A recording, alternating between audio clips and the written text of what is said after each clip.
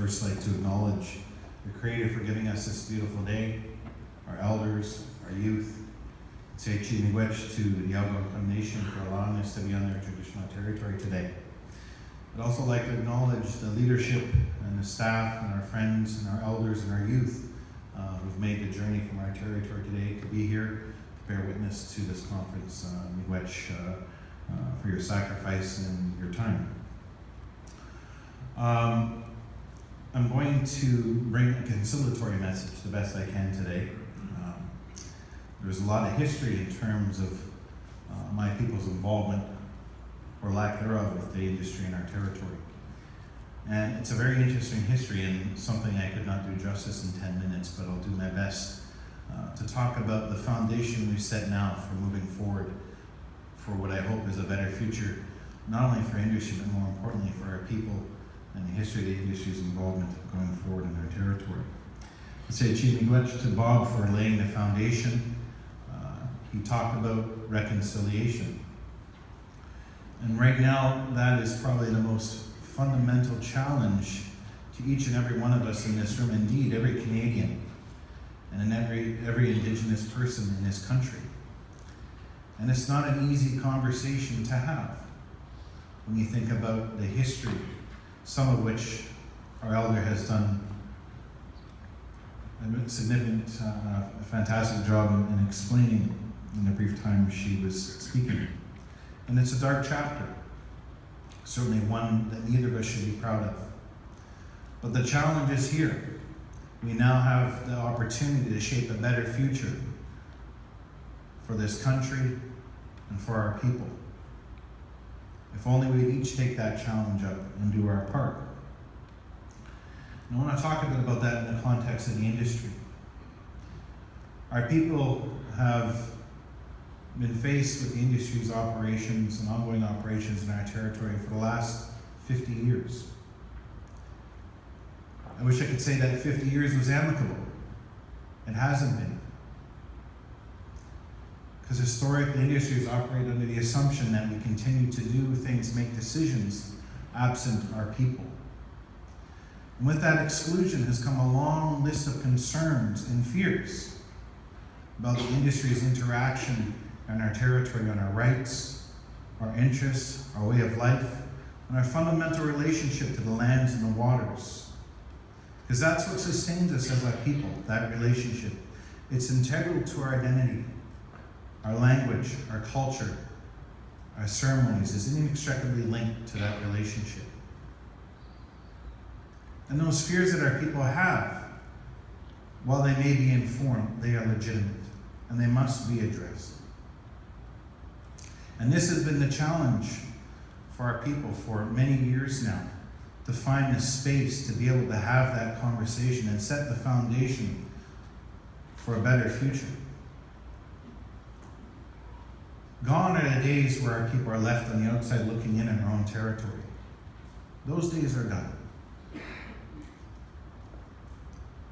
And I'd like to acknowledge the efforts of OPG over the last several years. I had the opportunity to sit with some of our youth and some of our community facilitators a couple of weeks ago, and I was asked to give an orientation on the history of this file in particular. And it took a whole day. So I'm trying to do the best I can in 10 minutes. And when I was finished, it occurred to me how powerful this journey has been.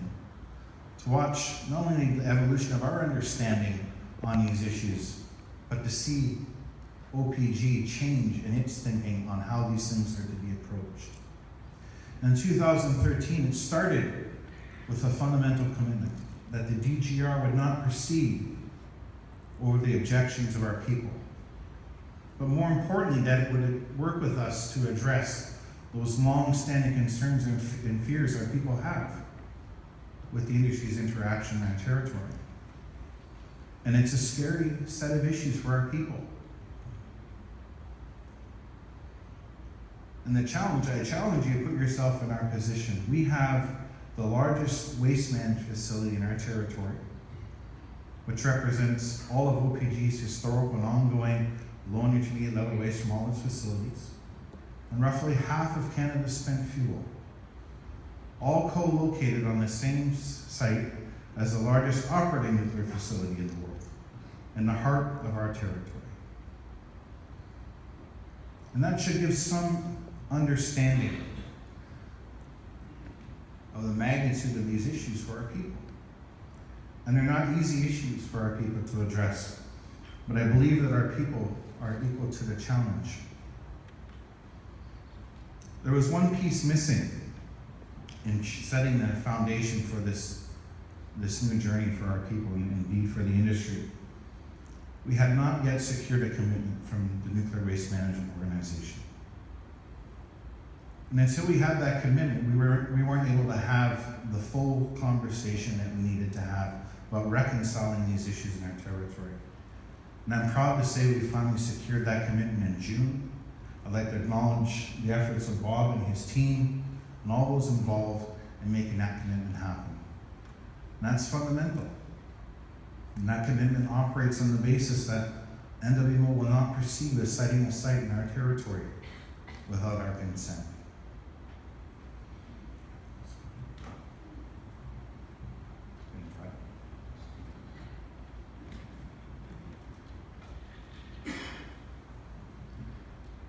And this is important because, as Bob said, we are at a unique point in our history. We have the opportunity to achieve that reconciliation. That's what those commitments represent, is an opportunity for reconciliation of these issues in our territory. And we've started a process in our communities.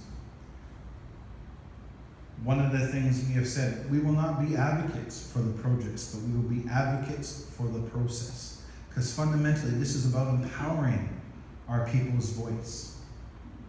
And it's not just about simply being opposed to a project, it's about addressing the challenges of those issues head on and acknowledging that those problems are real. And that our people have a role to play in shaping those solutions. We are not naive. We know that the industry is not going anywhere overnight. But our voice must be recognized in those decisions. And our people have a role to play in shaping those decisions and those solutions for the future. And we've started that process. We've launched the process in Nawash in June and just recently in Saugeen. And I can tell you it was an emotional time for me personally, and indeed those who have been working on these issues for so long, to see our people engaged and sharing with us and reminding us that the work that's ahead of us is not just about the technical issues of these projects, but the process must be informed by our values, our culture, our language, our laws, our way of understanding these things.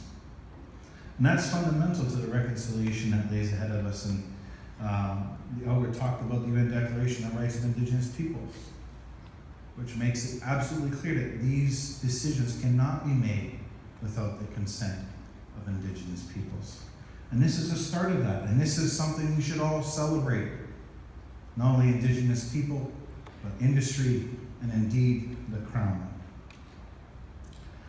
So as we move forward in this community process, I'm looking forward to formalizing our engagement with the Nuclear Waste Management Organization on having them part of this conversation. Looking forward to our continued efforts and work with OPG, who have really been leaders in this regard and should be acknowledged for their efforts. I'd also like to acknowledge, again, the work of our team, our leadership, and our people. I have every confidence that our people will continue to thrive. When you think of all the challenges we face historically, we are still here. We still have our language. We still have our ceremonies. We still have our culture. And we know what's important to us, and it's fundamentally that relationship to the land, and we will do what's necessary to protect it.